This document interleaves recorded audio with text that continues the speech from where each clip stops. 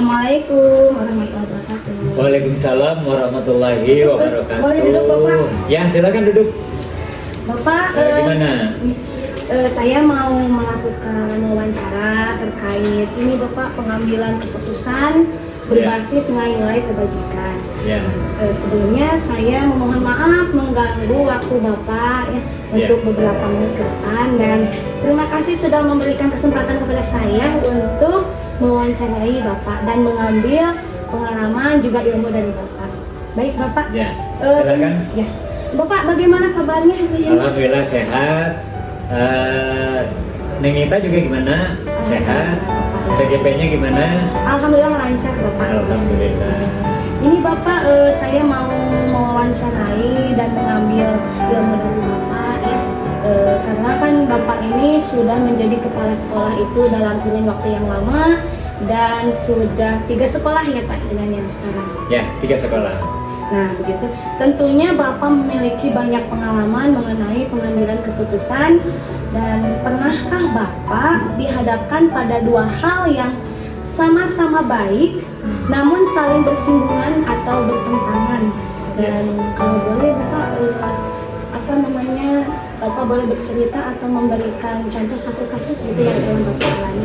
Ya, kalau yang namanya di lembaga sekolah, baik kecil maupun besar juga, itu pasti permasalahan selalu ada, dan kategorinya ya tentunya saja berbeda-beda. Tetapi kalau dilihat dari jenis, itu pada umumnya di sekolah yang kecil, sekolah yang levelnya sedang atau juga besar, itu pada umumnya sama jenisnya, baik itu terkait dengan masalah siswa, kemudian ya kenakalan siswa, kemudian juga terkait dengan kebersihan lingkungan, terkait dengan kehadiran personal dan lain sebagainya. Itu hal-hal yang memang sering ada di setiap sekolah. Gitu ya Pak ya. Ya. Bapak, bagaimana Bapak dapat mengidentifikasi kasus-kasus yang tadi Bapak katakan ada pada siswa ya, kategorinya kenakalan siswa, disiplin, kebersihan. Nah, bagaimana Bapak mengidentifikasi situasi atau kasus-kasus tersebut merupakan dilema etika atau bujukan moral? Bagaimana Bapak cara mengidentifikasinya? Ya, kalau terkait dengan identifikasi setiap masalah yang muncul, itu kita melihatnya apakah permasalahan itu dari 2 sisi itu dua-duanya baik. Kalau dua-duanya baik, ini mungkin termasuk kepada salah satu dilema etika. Tetapi dari keduanya ini tetap salah satunya harus diputuskan, harus diambil, dipilih. Nah ini kemudian kalau permasalahan itu muncul hal yang baik tetapi sisi lainnya kurang baik, nah ini termasuk ke kategori dilema bujukan moral ya, bujukan moral. Nah, dari 2 jenis permasalahan tersebut ya kita tinggal melihat saja berdasarkan data-data hasil analisis tersebut. Itu mungkin. Bapak selama ini bagaimana cara Bapak menjalankan pengambilan keputusan di sekolah, terutama untuk kasus-kasus di mana ada 2 kepentingan yang sama-sama benar, yang sama-sama baik atau mengandung nilai kebajikan. Bagaimana cara Bapak dalam mengambil keputusan? Dalam proses pengambilan keputusan itu dilihat dari apakah tingkatannya permasalahannya ini ringan ya, atau harus melibatkan banyak orang, atau termasuk masalah yang besar. Nah, Kalau masalah ringan mungkin cukup ini apakah kasus kesiswaan atau kasus yang berhubungan dengan pembelajaran atau kasus yang berhubungan dengan permasalahan disiplin. Nah ini mungkin hanya 1-2 orang yang bisa diajak bicara untuk menyelesaikan permasalahan tersebut. Tetapi ketika permasalahan tersebut termasuk kategori besar, maka diidentifikasi pihak mana yang terkait. Nah, kita duduk bersama untuk mencoba membahas permasalahan tersebut, saling memberi saran, masukan, termasuk referensi aturan yang ada.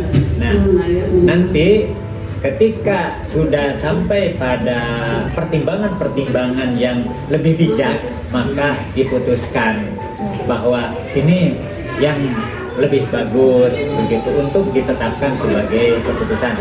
Nah, itu artinya musyawarah adalah merupakan satu upaya untuk lebih bijak dalam mengambil keputusan tertentu.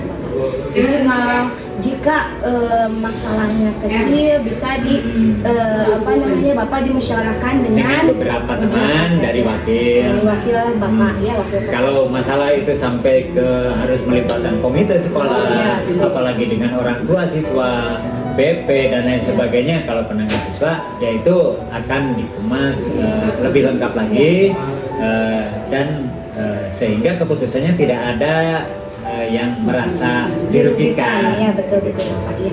Kemudian pertanyaan selanjutnya Bapak, ya. Langkah-langkah atau prosedur seperti apa yang biasa Bapak lakukan selama ini, termasuk musyawarah mungkin ya. Apakah ada langkah yang lain lagi Bapak? Ya. Yang dimaksud dengan permasalahan itu biasanya ada ketimpangan antara yang seharusnya, yang sebenarnya dengan perilaku yang muncul, begitu, atau dengan kenyataan yang muncul yang ada, sehingga itu yang dinamakan masalah. Jadi ada identifikasi dulu. Ya betul. Kalau memang sudah jelas, maka yang tadi bahwa sosialisasi tentang disiplin itu harus ada aturan, kesepakatan dengan orang tua, dengan komite sekolah bahwa aturannya seperti ini, gitu kan. Nah, sehingga apabila terjadi dalam hal kedisiplinan berbeda perilaku anak dengan kesepakatan tadi, dengan norma-norma yang sudah disepakati antara pihak sekolah dengan orang tua, komite sekolah, maka itu yang namanya masalah. Kemudian ya kita bagaimana upaya penyelesaiannya dengan salah satu cara yang lebih efektif dan tepat guna itu adalah musyawarah. Ya. Dan setiap tahun kan ya Pak ya, sebelum pembelajaran dimulai, Bapak selalu mengundang orang tua ya, untuk mengajak atau mengajak untuk membuat kesepakatan, suatu kesepakatan, peraturan, dan memang peraturan sudah ada, tetapi dalam setiap tahun itu dievaluasi bersama-sama secara kolektif. Pihak sekolah, komite sekolah dan juga orang tua, apabila ada hal yang perlu revisi ya direvisi.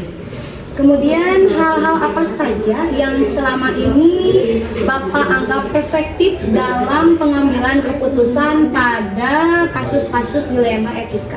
Ya, jadi mana yang paling Bapak anggap efektif dalam pengambilan keputusan? Yang pertama adalah menganalisis dari permasalahan tersebut. Apakah termasuk kategori ringan atau sedang atau besar. Nah, setelah kita mengetahui dari tingkatan tersebut, maka diupayakan untuk melakukan pendekatan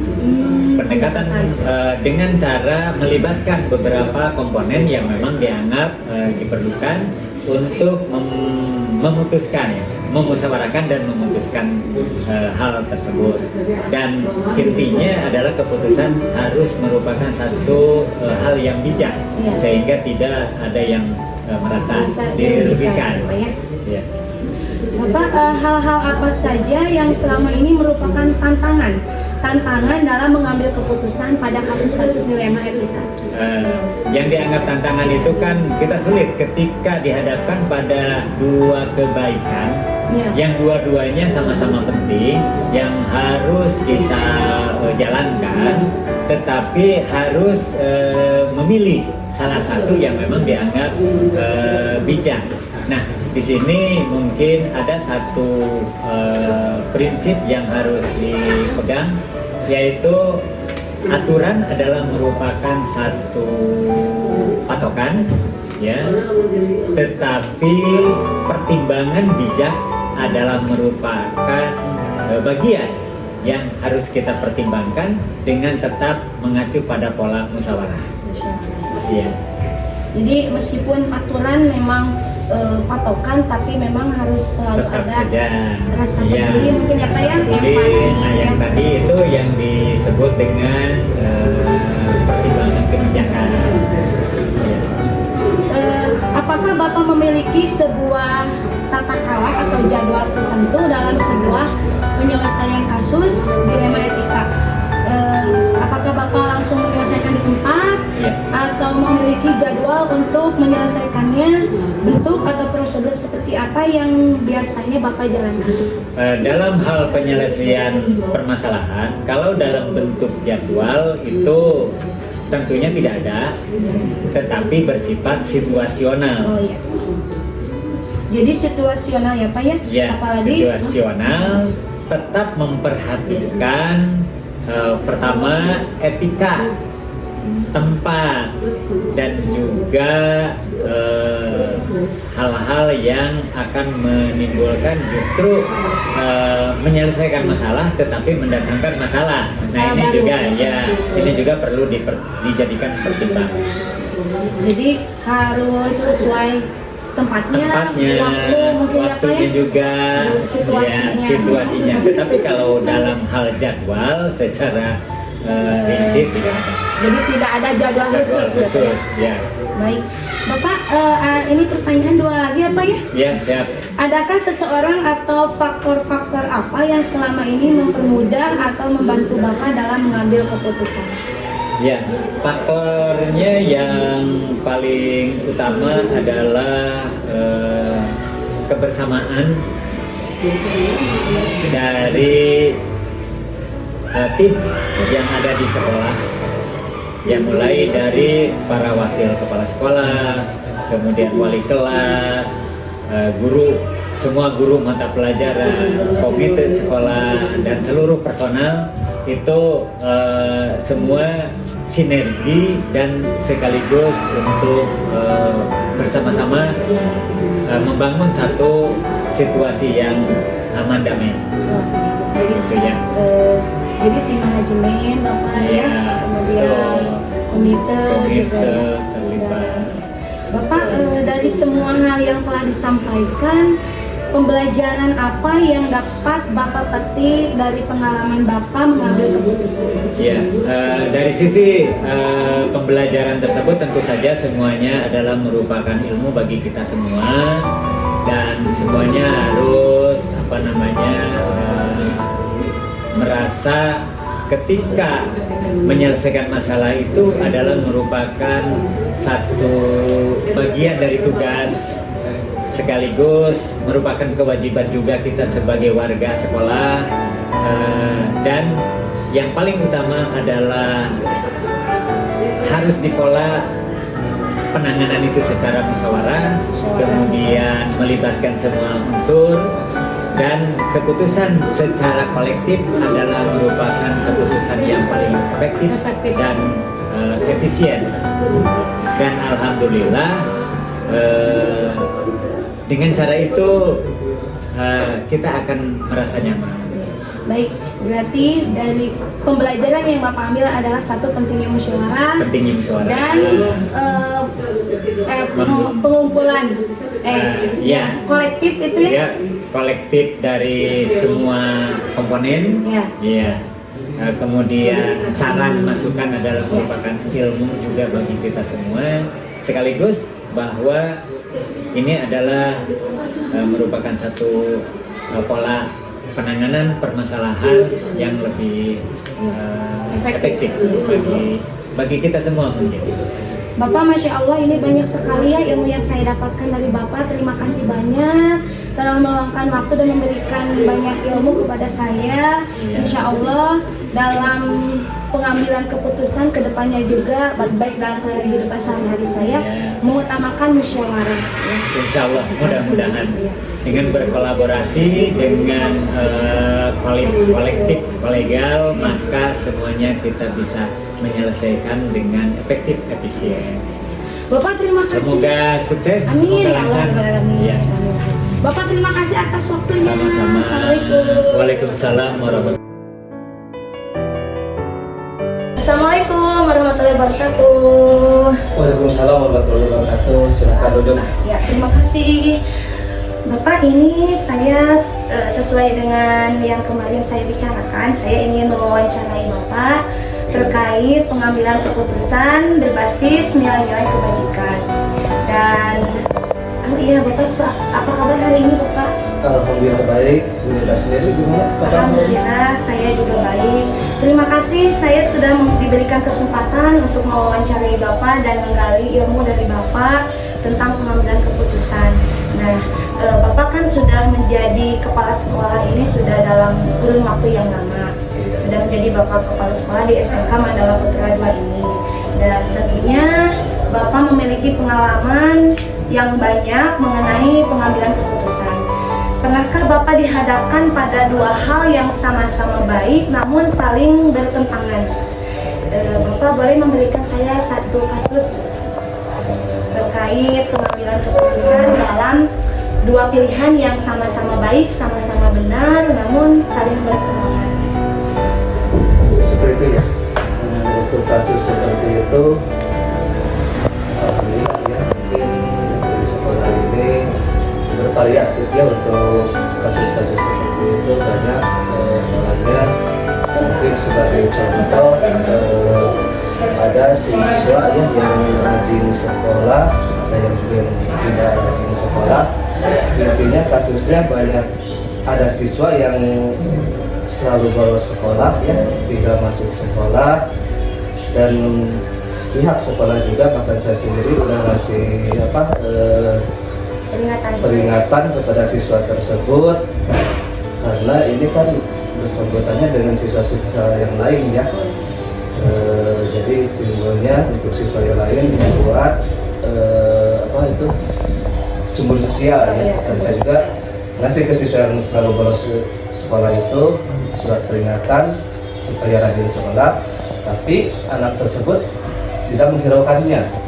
Lalu anak tersebut mau dikeluarkan dari sekolah, tapi saya melihat dari sisi yang lainnya itu dari kedua orang tuanya, yaitu yang membuat sekolah tidak tega gitulah ya untuk itu seperti itu. Mungkin karena rasa peduli juga, juga empati terhadap masa depan anak ya Bapak ya. Iya baik. Jadi itu hal betul sekali Bapak. Jadi untuk kedisiplinan ya Bapak ya, mungkin ini seringkali ada dua hal yang sama-sama baik namun saling bertentangan. Dalam satu sisi mungkin ingin menegakkan kedisiplinan, namun dalam sisi yang lain ada rasa empati gitu ya. Baik, untuk selanjutnya Bapak, pertanyaan kedua dari saya, bagaimana selama ini Bapak dapat mengidentifikasi kasus-kasus yang merupakan dilema etika atau bujukan moral? Untuk mengidentifikasi kasus-kasus yang merupakan dilema atau bujukan moral ya, itu seringkali saya sendiri atau pihak sekolah itu termasuk mungkin kepada apa yang timbul dari permasalahan sekolah, apa yang timbul dari kasus-kasus dalam apa yang terjadi di sekolah, karena tidak semua itu bujukan moral itu kan semua tidak melanggar hukum lah seperti itu kan, seperti itu. Jadi Bapak mengidentifikasi dilema etika atau bujukan moral dari tipe-tipe masalah yang muncul. Ya, seperti Ya. Baik Bapak, untuk pertanyaan ketiga, bagaimana selama ini Bapak menjalankan pengambilan keputusan di sekolah, terutama untuk kasus-kasus di mana ada dua kepentingan yang sama-sama benar atau sama-sama mengandung nilai kebajikan? mungkin ya semua sekolah juga kalau hal seperti itu pasti akan dikonsultasikan atau dilakukan, intinya kita dapat kerja sama Wakasek, terus sama bahan ya sama BK atau mungkin sama guru-guru lah gitu, guru-guru Jadi, yang lainnya gitu kan. berkolaborasi Iya. dan musyawarah gitu Ya ya. seperti itu. Baik Bapak. Selanjutnya, langkah-langkah atau prosedur seperti apa yang biasa Bapak lakukan selama ini dalam pengambilan keputusan? Mungkin sering itu ya, kita berkomunikasi aja dengan para guru kita ya, untuk mengambil keputusannya ya seperti tadi ya, sama halnya dengan yang tadi kita berkomunikasi dengan para guru dan para staff atau ya terutama dengan dua kaset gitu. Dengan wakil-wakil Bapak Iya. gitu ya. Iya. Hal-hal apa saja yang selama ini Bapak anggap efektif dalam pengambilan keputusan pada kasus-kasus dilema etika? Ini ya, hal yang dianggap efektif dalam pengambilan keputusan adalah adanya komunikasi lokasi dengan guru. Kita selalu mengadakan komunikasi antara lokasi dengan guru, itu yang lebih efektif dilakukan di sekolah ini. Jadi adanya komunikasi ya Bapak ya, dan menurut Bapak ini efektif dalam pengambilan keputusan. Baik Bapak, hal-hal apa saja yang selama ini merupakan tantangan dalam pengambilan keputusan pada kasus-kasus yang pernah dialami? Mungkin untuk tantangan seperti ini ya,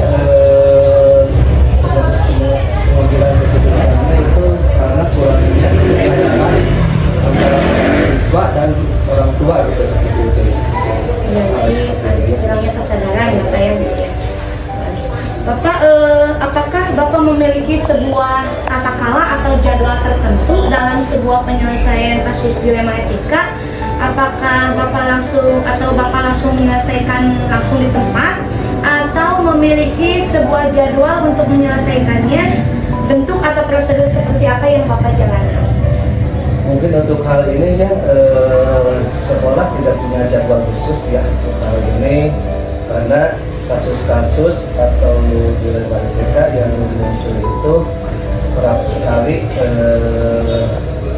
sekolah selalu melakukan koordinasi dengan pihak yang terkait ya, seperti itu. Jadi situasional Mbak, ya Pak ya? Iya. Jadi pada saat itu juga diselesaikan. Ya, itu apa yang muncul dari kasus lalu dimusyawarahkan.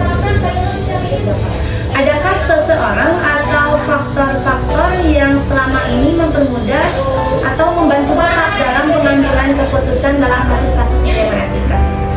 Ya mungkin kalau di lingkungan sekolah ini ya kita selalu melibatkan ya pihak guru, wakasek, dan ya lembaga-lembaga sekolah lah, itu yang kita libatkan seperti itu. Tim ya, Tim, Pak? Manajemen. makanya ya seperti guru, wakasek atau BK gitu kan ya. Baik Bapak, dari semua yang telah Bapak sampaikan, pembelajaran apa yang dapat Bapak petik dari pengalaman Bapak mengambil keputusan mengenai kasus dilema etika?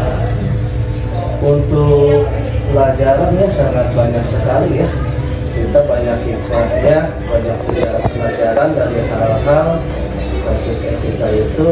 Intinya ya kita dalam mengambil keputusan kita harus bijak aja gitu ya. Bijak aja, itu nomor satu ya. Bijak lah nomor satu itu ya. Iya. Kita dalam itu banyak apa hikmahnya untuk kita mengambil pelajaran seperti Iya. itu Bu. Ya. Jadi menurut Bapak ya, dalam mengambil keputusan kita harus bijak ya, dengan mengidentifikasi kasus-kasus.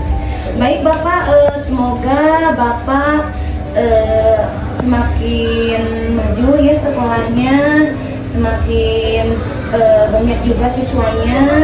Semoga sekolahnya semakin meningkat dalam hal akademik maupun non akademiknya atau ekstrakurikulernya.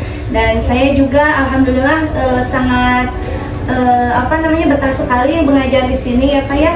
Dari cara Bapak memberikan kesempatan kepada kami para guru untuk mengajar sesuai cara kami, juga dalam hal pengambilan keputusan juga Bapak menjadi panutan bagi kami. Bapak terima kasih atas waktu dan kesempatan yang diberikan kepada saya.